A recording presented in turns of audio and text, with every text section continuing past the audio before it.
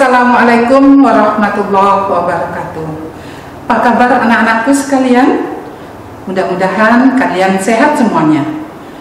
Alhamdulillah, puji syukur kita panjatkan kepada Allah Subhanahu wa Ta'ala.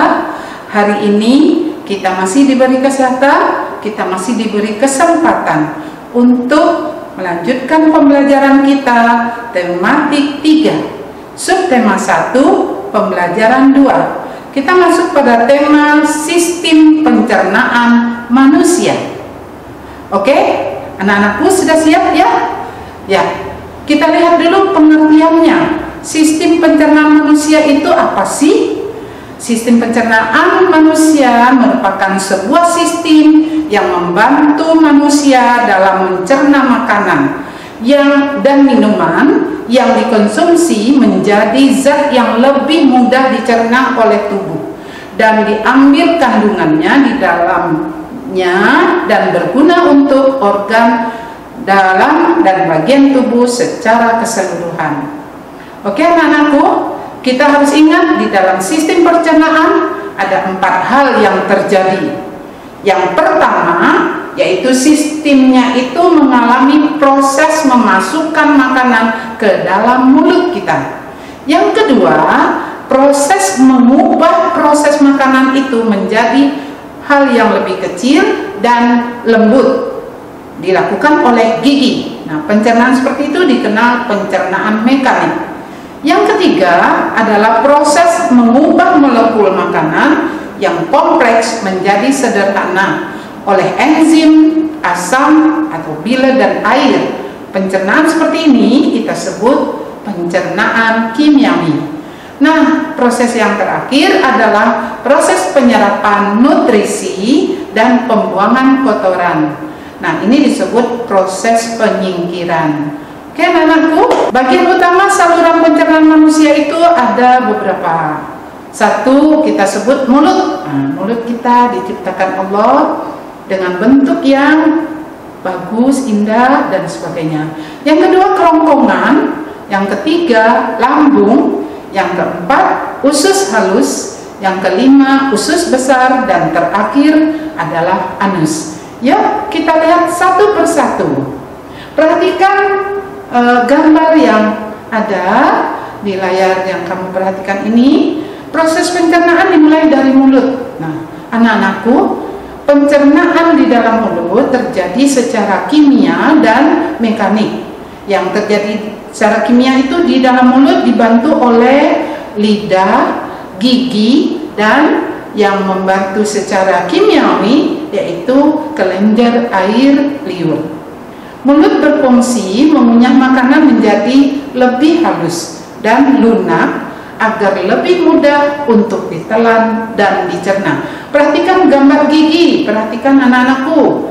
Kita kalau membuka mulut kita lebar-lebar, nah terlihat seperti yang ada di gambar. Nah, gigi kita itu untuk memotong ada gigi seri, ya. Kemudian untuk mencabik ada gigi taring yang bentuknya tajam. Kemudian untuk melumatkan di bagian belakang ada gigi geraham atas, geraham bawah. Begitu pula gigi seri dan gigi taring. Nah, anak-anakku, di samping itu ada lidah. Tadi lidah ibu katakan sebagai alat yang membantu untuk mengatur letak makanan. Jadi kalau kita tidak punya lidah, makanan itu akan sulit ya, diatur ke kiri, ke kanan dikunyahnya. Dan di samping itu, lidah juga mempunyai kuncup perasa.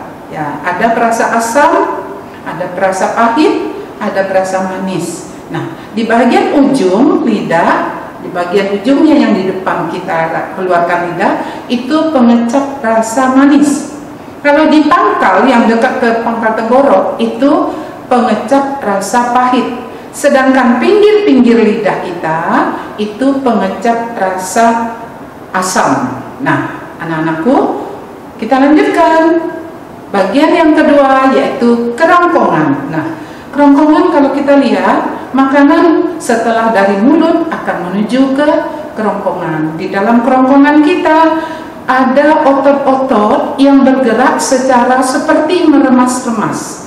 Nah, gerakan meremas-remas ini dalam pelajaran IPA kita kenal dengan istilah peristatik. Nah, gerakan yang mendorong makanan menuju lambung. Kamu bisa lihat dari mulut, makanan akan terus didorong dengan proses peristaltik terus menuju ke lambung.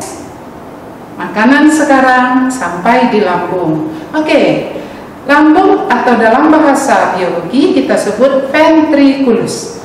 Secara garis besar dia terdiri dari 3 bagian. Kulit bagian luar, kemudian otot bagian tengah, dan bagian dalam. Nah, proses pencernaan di lambung dicerna secara kimiawi karena dibantu dengan enzim. Nah, anak-anakku diingat ada enzim pepsin. Di sini berperan mengubah protein menjadi pepton. Yang kedua, enzimnya yaitu asam klorida yang menyebabkan lambung menjadi asam, berfungsi membunuh kuman penyakit yang masuk bersama makanan. Jadi kalau anak-anakku mungkin makanannya kurang sehat, ada kandungan bakteri, nah disinilah peran asam klorida. Dia akan membunuh kuman dan mengaktifkan pepsin. Ketika proses pencernaan terjadi di lambung, otot-otot dinding lambung akan berkontraksi. Jadi kalau anak-anakku lambungnya kosong karena tidak makan dari pagi, akan terasa perih. Nah, ini lihat pada gambar yang kamu perhatikan ini, seorang wanita yang sedang memegang lambungnya karena kosong, tidak ada proses pencernaan di sini. Jadi anak-anakku jangan sampai kamu dari pagi tidak sarapan atau tidak makan sehingga lambungmu akan mengalami proses perih di lambung karena tidak adanya kontraksi atau tidak adanya zat makanan yang dicerna di dalam lambung. Anak-anakku paham ya sampai di sini? Kita lanjutkan yang keempat. Saluran pencernaan manusia yang keempat yaitu usus halus. Oke, terlihat jelas kok.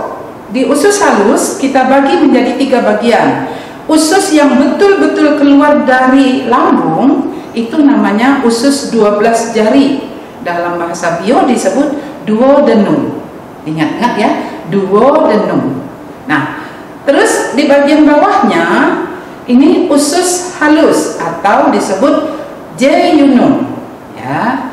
Yang berikutnya lagi di bawah dari usus halus itu, di bawah jejunum ada usus penyerapan namanya usus ilium. Tetapi secara keseluruhan mulai dari keluarnya dari lambung sampai ke usus besar, ujung usus besar, semuanya disebut usus halus.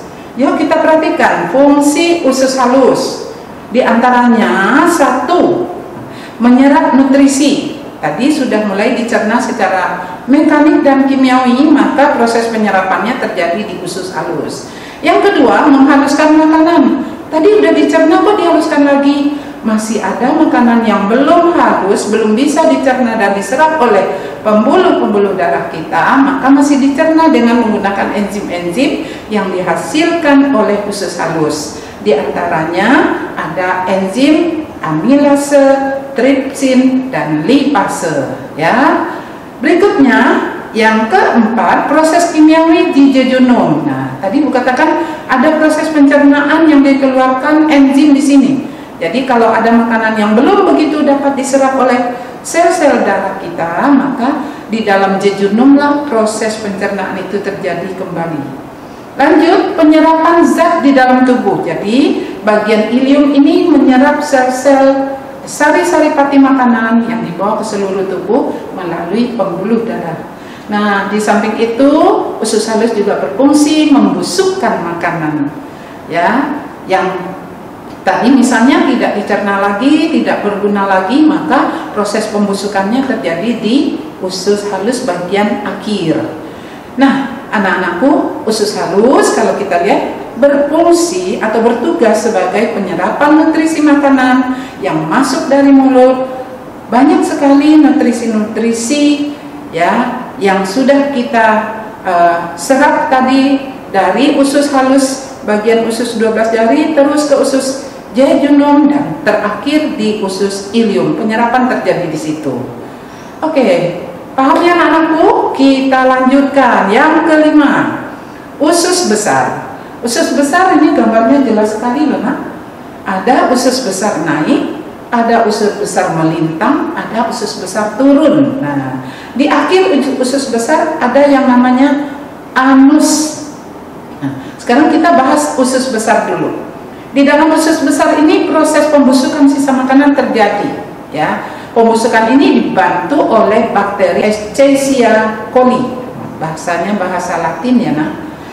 Air dan garam mineral dari sisa makanan tersebut akan diserap kembali oleh usus. Jadi proses ini disebut absorpsi. Jadi kalau kamu minumnya kurang, proses pencernaan kamu di bagian pembuangan nanti, buang airmu akan terasa keras. Kenapa? Karena air yang membantu proses pengeluaran nanti akan sangat sedikit. Nah, sisa makanan yang dikeluarkan jika tidak lagi terpakai oleh tubuh, maka ini kita sebut sebagai feses atau tinja. Nah, di mana dikeluarkannya? Ya, akan keluar melalui satu saluran yang disebut anus. Nah, inilah bagian terakhir dari saluran pencernaan manusia. Anak-anakku, yang Ibu sampaikan tadi, kita ambil kesimpulannya. Demikian alat-alat proses pencernaan manusia, kita ambil hikmahnya. Ya, satu, kita wajib bersyukur kepada Allah. Karena apa? Karena begitu sempurnanya manusia ini diciptakan Allah. Dan kita harus menjaga kesehatan tubuh dan saluran pencernaan kita dengan makanan-makanan yang halal, sehat, mengandung gizi yang betul-betul dibutuhkan oleh tubuh. Yang kedua, saat makan, kunyahlah dengan sempurna. Jangan buru-buru nak. Kalau makan jangan sambil bicara. Kenapa? Karena dapat mengakibatkan makanan salah masuk ke tenggorokan. Nah, tadi waktu di dalam tenggorokan ada dua saluran yang bergabung di sana. Ya, satu memisahkan untuk pernapasan, satu untuk kerongkongan. Jadi kalau kamu ngobrol atau bicara dalam waktu kamu makan, makanan itu akan salah masuk dan akhirnya kamu tersedak. Nah, yang ketiga, jangan lupa berdoa sebelum dan sesudah makan. Semoga kita selalu dalam keadaan sehat, menjaga diri kita dari segala yang membahayakan, termasuk yang membahayakan saluran pencernaan kita. Mudah-mudahan anak-anakku dapat memberikan manfaat pada pembelajaran ini untuk diri kita semuanya. Terima kasih, semoga Allah selalu menjaga tubuh kita tetap sehat dan tetap dalam lindungannya. Amin ya robbal alamin.